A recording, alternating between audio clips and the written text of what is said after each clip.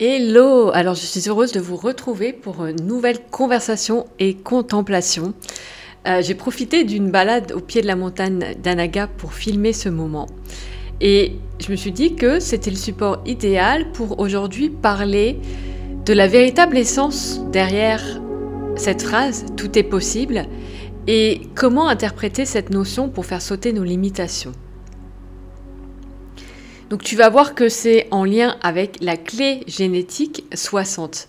Donc les clés génétiques, je te remettrai un lien vers une vidéo, je t'en ai déjà parlé, mais c'est une sagesse donc, qui est vraiment complémentaire au design humain, mais qui est une sagesse à part entière et que j'adore particulièrement, et tu le sais si tu me suis. Et on va avoir certaines clés qui sont actives pour nous et d'autres, non. Mais ce qu'il faut savoir, c'est que pour moi, derrière les 64 clés génétiques, et étant donné que nous sommes tous interconnectés, il y a une sagesse universelle en fait. Il y a vraiment quelque chose qui nous parle tous à différents niveaux. C'est juste que ça va être moins présent sur notre chemin de vie, par exemple. Ça va être moins un défi. Mais globalement, il y a vraiment une sagesse à tirer de chaque enseignement de ces clés génétiques. Et ça ouvre des portes, c'est vraiment, voilà, vraiment moi j'adore. Et aujourd'hui j'avais envie de te parler justement de cette notion de tout est possible, notamment à travers la perception donc de la clé génétique 60, parce que la clé génétique 60, c'est dans son nombre celle de la limitation, et celle dans son don, c'est celle du réalisme. Mais réalisme, c'est pas forcément ce qu'on pourrait entendre. Réalisme, vous allez voir, je vais expliquer un peu plus, mais c'est hyper intéressant parce que du coup, on se rend compte que c'est justement faire sauter les limitations. Et j'ai eu l'occasion justement de me replonger dans cette clé génétique 60 en préparant une nouvelle croix d'incarnation. Et je me suis dit, il faut que je leur partage ça en fait, c'est trop intéressant. Et à chaque fois que je replonge dans les clés génétiques, c'est vrai que je les ai étudiées avec plusieurs livres, vraiment plusieurs facettes. Je trouve toujours une autre lecture, c'est toujours hyper intéressant, c'est comme un puits sans fond. Bref, rentrons dans le vif du sujet, qui est cette notion de tout est possible. J'ai trouvé que cet enseignement, cette transmission de la clé génétique 60 était intéressante parce qu'elle nous rappelait la véritable essence de tout est possible. Et quand on dit que tout est possible, il y a une part de nous, souvent, qui tout de suite va dire « Bah non, je ne peux pas faire ci. Par exemple, je ne peux pas voler. Donc, tout n'est pas possible. » Cette part de nous nous ramène à nos limitations. Est-ce qu'elle considère comme des limitations physiques? En fait, et c'est là où c'est intéressant, c'est que la clé 60 nous fait ouvrir au-delà des limitations, nous fait voir plus large, plus grand. C'est-à-dire que, on va reprendre en fait, je pense, l'exemple de voler, parce que c'est un bon exemple. Donc, aujourd'hui, si je dis que je veux voler, ou si je dis que tout est possible et qu'on me répond, bah non, tu ne peux pas voler, par exemple, c'est pas possible, c'est les lois physiques. En effet, donc je ne vais pas te dire que oui, tu peux voler, donc te jette pas par la fenêtre demain. Non, effectivement, si on se limite à la forme physique, ce n'est pas possible. Notre corps humain ne permet pas de voler aujourd'hui, point. C'est très clairement. Mais quand on dit que tout est possible, c'est au-delà de la forme physique. C'est-à-dire que, et c'est là où la notion de réalisme à travers la clé génétique 60 est intéressante, c'est-à-dire que la clé 60 nous invite à croire que tout est possible tant que je trouve la bonne structure pour créer ce rêve. C'est-à-dire que le réalisme de la clé 60, c'est avoir conscience que je peux jouer avec la structure, donc tout est possible parce que je peux tout créer. Par contre, ça va me demander de créer une certaine structure, de trouver la bonne structure. L'idée avec tout est possible, c'est de rester ouvert d'esprit, qu'on reste connecté à ce rêve que l'on a et qu'on va faire en sorte de trouver la structure adéquate pour nous permettre de réaliser ce rêve. Et donc, si je reprends mon rêve de voler, je veux dire, je vais venir après, mais il y a un homme un jour qui s'est dit, je veux voler pour créer tout ce qui existe aujourd'hui. Eh bien, si on est dans la limitation et fermé à cette notion de tout est possible, on va se dire, bah non, tu ne peux pas voler. Voilà, physiquement, tu as ton corps humain, tu ne peux pas voler. Mais si on utilise justement tout le potentiel de la clé génétique 60 et que on ouvre, eh bien l'idée c'est plus d'être dans la limitation, mais de dire ok, j'ai envie de réaliser ce rêve de pouvoir voler. Comment je peux y parvenir? Quelle structure pourrait venir soutenir ce rêve? Et donc c'est aujourd'hui tout ce qui a été créé qui nous permet de voler. L'avion, le parachute, la montgolfière, le parapente, hélicoptère, etc. Il y a aussi cette combinaison qui nous permet de voler. Ça nous fait ressembler un peu à une chauve-souris. Là, je ne sais pas si vous voyez de quoi je parle comme combinaison. Comme par hasard, je ne vais pas me souvenir du nom. Mais voilà, il y a ça aussi qui a été créé pour répondre à ce rêve de pouvoir voler. Donc en fait, on part de quelque chose qui, physiquement, tel qu'est conçu notre monde, paraît impossible. Pour ouvrir à une structure au-delà de la forme qui permet justement, qui permettrait de réaliser ce rêve pour finalement créer ce qui paraît totalement magique et incroyable. Donc je reviens à cet exemple parce que je le trouve très parlant. Donc d'un jour, un homme, alors probablement pas qu'un seul, mais un homme en tout cas, a eu ce rêve fou de voler.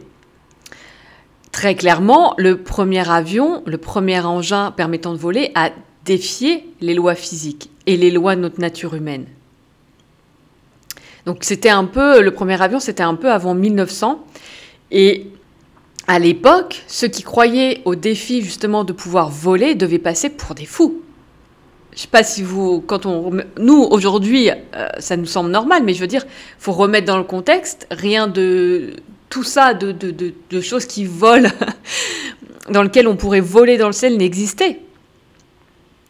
Donc à l'époque, avoir le rêve de dire je veux pouvoir voler, c'est complètement invraisemblable et fou.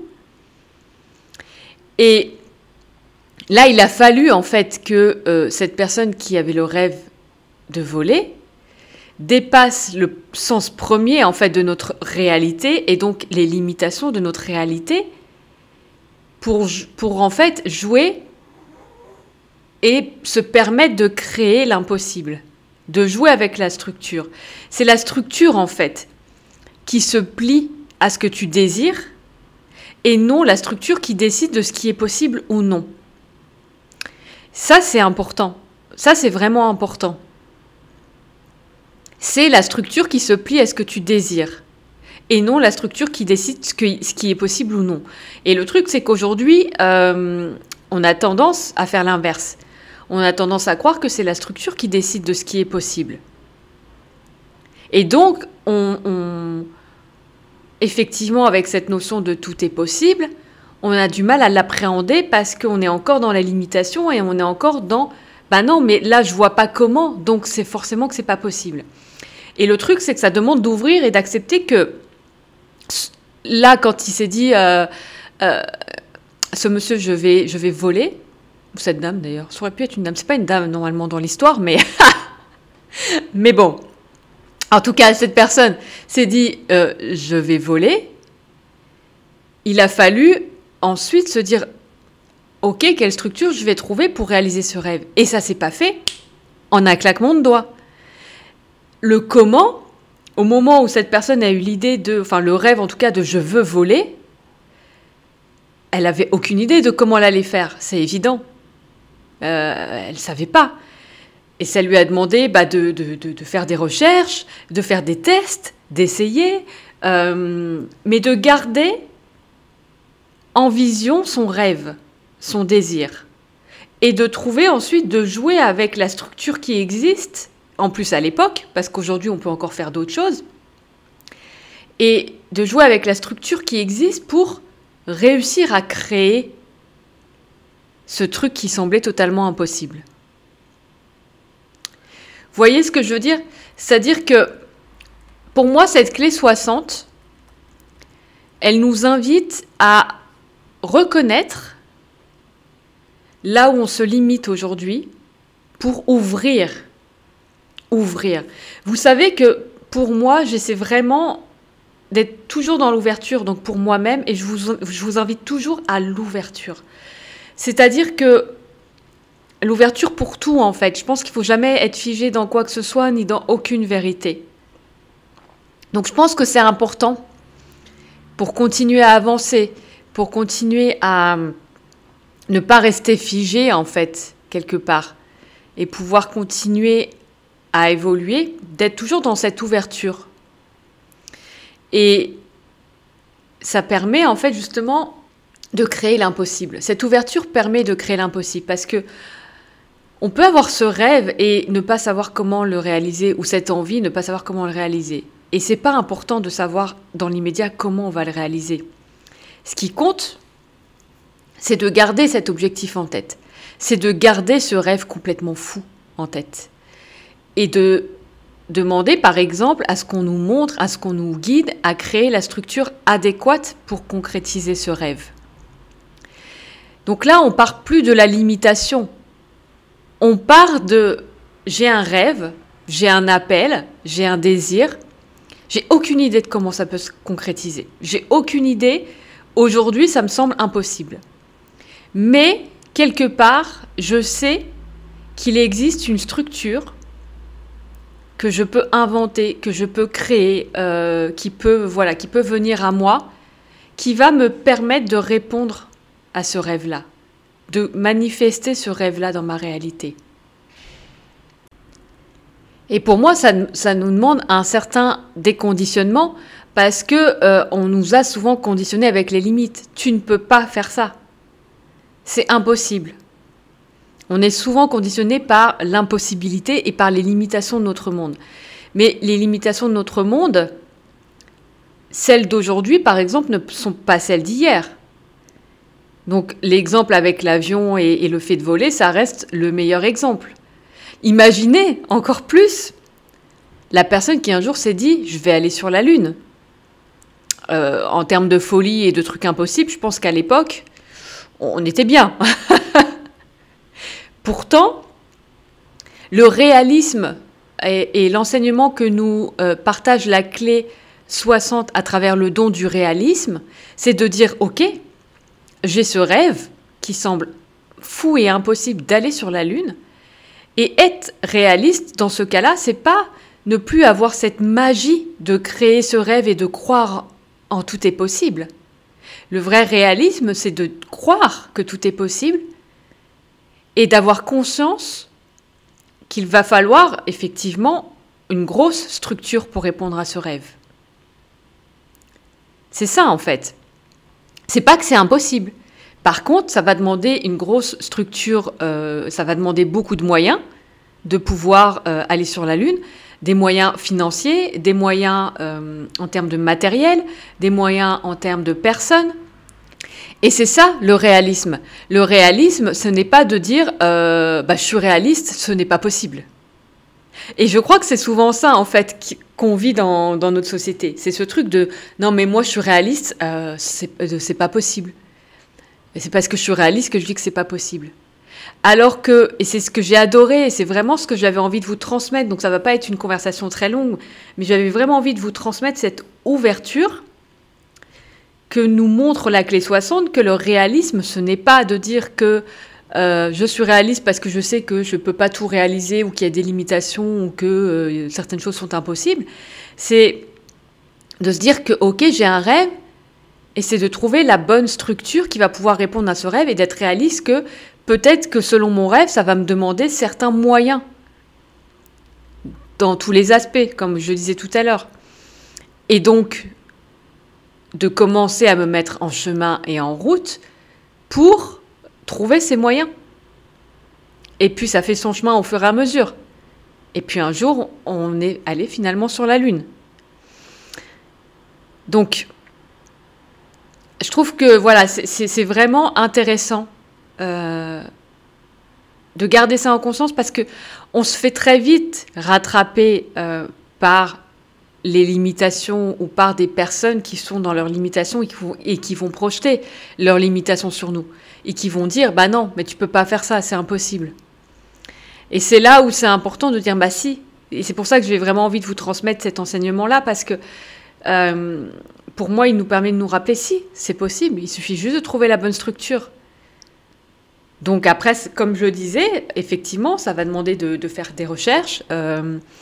Mais on peut être aussi, quand on ouvre comme ça, après, pour moi, on est aussi guidé par la vie, par l'univers, qui, comme par hasard, va nous mettre sur le chemin les choses nécessaires. Si on a besoin, j'en sais rien, d'une formation, de rencontrer telle personne pour que ce rêve se concrétise, ou si on a besoin de tel moyen financier, peut-être que, ah tiens, comme par hasard, il va y avoir quelque chose qui fait que... Vous voyez ce que je veux dire? Parce qu'on est dans l'ouverture. Et quand on est dans l'ouverture, on permet à la vie de s'engouffrer, puisqu'il y a une ouverture. On permet à la vie de nous montrer, de nous laisser guider. Mais nous, on agit du coup, on agit vers ce rêve, on fait des recherches, on se renseigne. Et on ne se contente pas de se dire, bah non, mais c'est impossible, donc je ne vais pas faire. Parce que si toutes les personnes qui ont contribué à créer tout ce qui existe aujourd'hui s'étaient dit à l'époque, non mais c'est impossible, c'est complètement dingue, et bah notre monde ne serait pas ce qu'il est. Je pense qu'à une époque, c'est pareil. Le téléphone portable, c'était inenvisageable. Encore moins le fait qu'il soit tactile, qu'on puisse toucher l'écran, tout ça, tout ce qui nous semble normal aujourd'hui. À une époque, c'était de l'ordre de l'impossible. Bah, ça a demandé, en fait, de faire évoluer certaines technologies, de trouver la structure adéquate. Mais ça a été possible, en trouvant la structure adéquate. Donc, au final... Ce qu'il est important pour moi de retenir, c'est que peu importe votre rêve, peu importe votre appel, votre désir, ce qui vous appelle profondément, cette folie-là, qui vous dites non mais ça c'est impossible, c'est de rester focus sur ça et de dire ok, c'est possible, il faut juste que je trouve la bonne structure pour mettre ça en place. Et de laisser aussi d'agir en ce sens, parce que c'est, encore une fois, on est acteur, donc il faut agir en ce sens-là, et laisser la vie nous montrer également, nous guider. Et donc ça marche pour, là je parle des trucs les plus fous, parce qu'en général c'est là où on va nous dire que c'est impossible, mais dans notre quotidien, on se limite sans arrêt. Il y a toujours une petite voix intérieure, souvent, qui est en train de nous dire « Bah non, mais ça, c'est pas possible, ou je peux pas faire ça, ou je peux pas faire ci. » Et ce qui est important, c'est de mettre aussi de la conscience sur nos limitations aujourd'hui, juste dans notre quotidien. Quand vous entendez, et j'espère qu'après avoir écouté ça, vous serez peut-être plus conscient justement d'entendre cette petite voix par exemple, qui vous dit bah non, mais tu peux pas faire ci parce que tu peux pas faire ça parce que ça, c'est impossible, et ça, c'est impossible. » Parce que dès lors où vous allez identifier ça, tout votre discours intérieur de limitation, vous êtes en mesure de reprendre votre pouvoir personnel et de dire « Ah ok, ah tiens, il y a une petite voix de la limitation qui parle là. » En fait, mais si c'est possible. Il suffit juste que je trouve par exemple ou la bonne structure, ou les moyens, ou peu importe, mais c'est possible. C'est la limitation qui parle, mais en fait... La limitation n'est pas la vérité. Et si je regarde au-delà de la limitation, si je comprends que c'est la structure qui se plie à ce que moi je veux et pas l'inverse, qu'est-ce que ça crée ? Quelle structure me vient en tête pour pouvoir m'aider dans cette démarche-là, dans ce rêve-là ? Donc c'est vraiment important de commencer, je pense, par identifier toutes ces limitations au quotidien que nous avons pour, une à une, finalement, les faire sauter et être capable de créer cette vie qu'on a envie de créer, sans se sentir limité, sans se sentir comme pris au piège, parce que ce n'est pas le cas. C'est juste que ça nous demande de percevoir au-delà de cette voie des limitations. Ça nous demande d'ouvrir, d'être dans l'ouverture et de dire « Ok, là j'ai ce rêve qui me semble complètement fou, et aujourd'hui, j'ai aucune idée de comment je peux mettre ça en place, mais je vais cheminer vers ça, je vais agir vers ça pour trouver les moyens et la structure qui va me permettre de créer ce truc incroyable. Voilà ce que j'avais envie de vous partager aujourd'hui. Donc, n'hésitez pas à me dire en commentaire si ça vous parle, si ça ouvre quelque chose justement en vous. Et puis peut-être, je sais pas, partagez-moi ce truc peut-être un peu fou que vous avez en tête et que justement vous pensiez impossible. Et encore une fois, je vous invite vraiment à vous rappeler que en fait, oui, tout est possible. Et que tout est ensuite une question de structure et de mise en œuvre. Et qu'il faut dépasser en fait la limitation physique ou la limitation de je ne peux pas voler parce que j'ai un corps humain. Bah oui, mais en fait je peux voler autrement. En créant un engin qui me permet de voler, je vole. Et c'est vraiment ça l'essence de la clé génétique 60 et qui nous permet de dépasser, de transcender toutes ces limitations dans lesquelles on peut se sentir parfois enfermé aujourd'hui. Donc sur ce, je vous dis à très vite pour une prochaine conversation. Ciao!